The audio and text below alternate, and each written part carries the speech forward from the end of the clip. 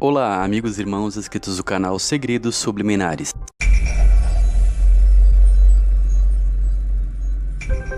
No vídeo anterior falamos sobre as simbologias do zero e a sua alusão com o caos. Pela forma circular, o zero simboliza a serpente Ouroboros. E vimos também como ele se relaciona com o símbolo do círculo e das esferas cabalísticas. A cabala hermética, palavra que quer dizer oculto, sustenta a concepção neoplatônica que o universo e o mundo material surgiu como uma série de emanações produzindo as sefirotes. As emanações da criação teriam surgido no Ein Sof, o infinito, também representado por um grande círculo. O símbolo do infinito, além de ser a serpente na forma do zero, é também na forma de um número 8, simbolizando o Leviatã, o monstro marinho das águas. Eu estou trazendo esse estudo pela ordem dos números para estudarmos as formas geométricas e a numerologia. O número 1 não possui uma representação geométrica, mas ele pode ser representado pelo pilar. E eu esqueci de mencionar que a carta O Louco corresponde ao número 0. Isso porque os cabalistas usam as cartas do tarô ligadas às 22 letras do alfabeto hebraico, além dos 11 números que somam 33, número dos graus simbólicos da maçonaria, o que os cabalistas chamam de 32 caminhos na árvore do conhecimento. Além disso, os naipes da carta do baralho, paus, copas, espada e ouros, são simbologias dos 4 elementais: terra, fogo, água e ar.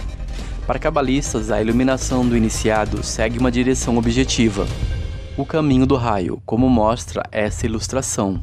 A explicação deste raio por cabalistas é que o raio é a espada flamejante. A espada flamejante é aquela que protege o jardim do Éden, e também o caminho da árvore da vida. Bom, como eu já falei, a verdadeira árvore da vida é o Messias. Quem estiver conectado a ele tem a vida eterna. Além disso, o Messias disse que viu Satanás cair como um raio.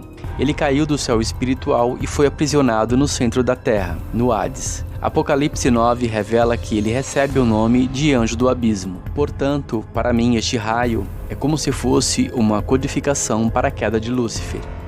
É um código secreto para os iniciados adentrar ao mundo de Hades, pelo ritual chamado de vitriol, em busca da pedra oculta, a pedra filosofal. Teve até um filme do Harry Potter com esse nome, a Pedra Filosofal. Para os ocultistas, Lúcifer governa o reino elemental das pedras, pois ele estava cercado pelos diamantes e pelas pedras preciosas. Eu não estou dizendo que ter pedras é satânico, mas elas são usadas para adentrar neste mundo oculto. Muitos artistas passaram a cantar músicas usando o diamante. O orfismo é a crença que Jesus seria a serpente do conhecimento. Essa é uma das distorções com impactos avassaladores para o Evangelho, pois Cristo apresenta a serpente como sendo a simbologia da queda de Lúcifer, e a sua morte na cruz simboliza a derrota da serpente. Judeus queriam sinais, e gregos buscavam o conhecimento, mas a resposta de Cristo é a crucificação. Ele derrotou a serpente do conhecimento desta forma. Bom, mas o hermetismo apresenta a serpente como sendo um ser divino, e isto não foi endossado pela igreja cristã. A cabala se tornou um componente central do ocultismo e adivinhação ocidental, principalmente dentro das ordens secretas. Mas o Messias condenou juramentos e iniciações secretas no Sermão do Monte. A maçonaria e os Rosa-Cruzes ensinam a cabala e a magia com etapas progressivas de iniciação. Os 33 graus para despertar o fogo iluminador da serpente, que sobe simbolicamente pelas 33 vértebras da coluna. Eliphas Levi, de 1810 a 1875, trouxe mais material para a cabala, com invocações mágicas para a chamada magia branca e magia negra. As inovações de Levi incluíram as letras hebraicas e as cartas do tarô, formulando assim a ligação entre a magia ocidental e o esoterismo judaico. Eliphas Levi teve um impacto profundo na magia da ordem hermética da Golden Dawn, a Aurora Dourada. E Aleister Crowley, que considerava-se a reencarnação de Levi, continuou a doutrinação da cabala. A cabala hermética foi desenvolvida extensivamente pela ordem Golden Dawn. Houve a fusão dos princípios cabalísticos com as 10 Sefirot, a relacionando com as divindades gregas e egípcias. ou seja, todos os conceitos cabalísticos dentro da estrutura esotérica e do estilo maçônico ou Rosa Cruz. A natureza panteísta dos cabalistas herméticos é claramente evidente aqui, pois cada esfera representa um planeta e também representa deidades pagãs. Para Crowley, Binah é a mulher que se assenta sobre a besta no ritual de Babalon.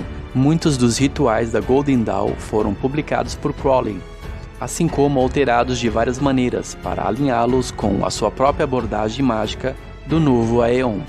No livro 777 de Crowley, que é uma abordagem hermética e cabalista, ele falou sobre muitos desses temas. Para se ter uma ideia do caminho místico que um membro da Aurora Dourada devia percorrer, é importante saber que toda sociedade oculta possui um conjunto de metas, ou ideais, representado por uma simbologia e pelo processo de domínio dessa simbologia. É demarcado por uma série de graus, tendo cada uma dessas ordens secretas o seu próprio ritual. O aspirante e membro da Aurora Dourada era admitido na condição de neófito, no qual permanecia por algum tempo, recebendo os ensinamentos básicos, os exotéricos, sendo avaliado pelas autoridades da ordem. E uma vez aceito, ele ingressava no primeiro grau, no sistema secreto ou esotérico. O número 1 é a coroa, relacionado a Netuno, deus dos mares. E é aqui que começa a jornada, de cima para baixo. Veja que não começa de baixo para cima, segue a sequência do raio. O iniciado não sobe degraus, mas desce, que é o início do espiral de Dorothy, iniciada na magia. Ela percorrerá o caminho na forma de serpente. Veja que a cidade das esmeraldas é a mesma cor da pedra filosofal, e ela segue a estrada dourada, ou da aurora dourada. E essa aurora, segundo os místicos, é vista da esfera da lua, a esfera 9, o nono portal para a entrada no reino de Malkuth. Os chefes secretos são considerados as autoridades cósmicas que passam informações para os iniciados. O iniciado se encontra com esses mestres para receber a doutrina oculta. Nessas seitas secretas e iniciáticas, eles dizem que o centro da Terra é morada dos seres iluminados. Ali se chega lá através do espiral. E este conceito está ligado à crença em vida extraterrestre no centro da Terra, e às teorias da Terra Oca, dos reptilianos e dos seres da Galáxia Azul, doutrinas disseminadas por Helena Blavatsky e Samael Aun Weor. No filme Nono Portal, a relação do ritual Babalon e da Mulher Escarlate foi apresentado. As 7 esferas inferiores abaixo de Binah parece se referir que ela monta sobre o dragão, e essa esfera está no mundo relativo à água. Isso explica o conceito de Apocalipse, da mulher que surge montada sobre um dragão por cima das águas. O Leviatã, montado sobre 7 governos que emergirão da terra, assim como as 10 esferas que representam os 10 chifres. Existe o conceito de Aeon de Telema, criado por Crowley. O cantor Raul Seixas disseminou em muitas das suas músicas as doutrinações de Aleister Crowley. Para Crowley, o primeiro Aeon foi de Ísis, no qual os telemitas acreditam ter ocorrido durante a pré-história, no qual eles viam a humanidade adorando a grande deusa, simbolizada pelas antigas divindades egípcias, que era caracterizado pela adoração pagã da Mãe Natureza, ou da Mãe Terra, Gaia. Isso explicaria a relação de Binah, Mãe Terra, que representa Saturno, com o reino de Malkuth, representado pela Terra, já que Urano, na mitologia, aprisionava os filhos de Gaia no centro da Terra, os Titãs. Bom, se o número 1 pode simbolizar potências e símbolos titânicos, como postes, ídolos e obeliscos, então este número é usado na Cabala para projetos que simbolizem potências masculinas, geradoras ou fecundadoras. E neste caso eu poderia citar como exemplo o filme Titanic. E é interessante que o filme também apresenta uma pedra, o diamante, o coração do oceano, e possui um simbolismo cabalista que poucos perceberam, por desconhecerem a mitologia. A mulher da caixa ou do cofre, a pintura, representa Pandora, a caixa de Pandora. O porão do navio é uma simbologia para o Hades, inferno, onde a caixa de Pandora foi fabricada. Pandora é uma das luas de Saturno, o deus Cronos. O ator faz uma simbologia secreta com os dedos ao abrir o cofre. Vemos entre alguns objetos do navio Aqui um deles tem as duas serpentes aladas, como na figura de Baphomet. Os papéis de parede aqui são faces de demônios, veja. O cofre tem um segredo. Veja que ele abre na posição número 9, que sabemos que é um número bastante simbólico no satanismo, porque está relacionado às 9 esferas ou 9 círculos para se chegar ao Hades. Além disso, o diamante é bastante citado no esoterismo para se referir a Lúcifer. Na escadaria do navio nós vemos um relógio que pode ser uma alusão ao deus Cronos. A cúpula do navio é uma adoração ao sol. Agora Rose olha os desenhos indecentes de Jack. Ela segura a pasta apontando o dedo do meio. E vemos uma alusão explícita para isso neste desenho. Há um outro desenho também que é chamado de Madame Bijous. Veja que ela faz o sinal de Antolevei. Essa mulher lembra bastante a ocultista Madame Blavatsky. A mulher do desenho que sai do cofre representa o espírito do mal que sai da caixa de Pandora e começa a dar movimento a todo o enredo do filme. Perceba que a assinatura do Jack é uma estilização para uma pá. E isso fará bastante sentido quando considerarmos outras cenas do filme, pois representa um símbolo para o submundo. O mundo de Hades, o Senhor dos Mortos. E de fato há uma cena onde revela que o porão do navio é o inferno, ou um simbolismo para o Hades. Há um momento do filme que Jack e Rose estão fugindo, então eles vão para o porão do navio. Ao chegar ao porão do navio, um trabalhador muito sinistro pergunta o que eles estão fazendo ali. Veja que esse homem aponta os dedos para ele na posição de Baphomet. Nesta cena, nós decodificamos o simbolismo para a pá da assinatura de Jack. Veja que os trabalhadores todos carregam pás. Antes do casal ter um relacionamento, eles atravessam este inferno figurativo. A escadaria do navio possui bastante simbolismo também. Veja que há um querubim portando uma luz. Ele é Lúcifer. Este anjo recebe bastante destaque na cena, presidindo o começo do relacionamento entre os dois.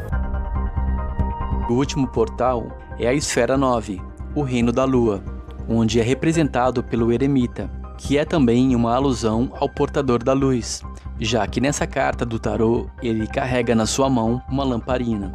De acordo com a mitologia grega, Aquiles era filho de Tétis. Tétis sai das profundezas do mar e vai até o palácio de Vulcano pedir ao deus do fogo que fabrique para Aquiles um jogo de armaduras, um escudo ornamentado e um elmo com crista de ouro, e também uma couraça de aço. E é interessante que o ocultista Samael Aunveor diz que Vulcano trabalha no 9º círculo do inferno, forjando o ferro indomável com o fogo vivo do organismo planetário. Vênus, Lúcifer, é Tétis, e é Vulcano que produz a caixa de Pandora nas profundezas do inferno, Hades, onde os titãs na mitologia eram aprisionados, que é o ventre da deusa Gaia, o centro da Terra. Kundalini é a esposa e sacerdotisa de Vulcano, que inicia o adepto no ritual da transmutação para encontrar a Pedra Filosofal. Então nós vemos claramente que todos esses mistérios estão relacionados a uma doutrinação luciférica. Um grande shalom a todos, um forte abraço e até mais. Deixe seus comentários e as suas considerações sobre este assunto. Shalom.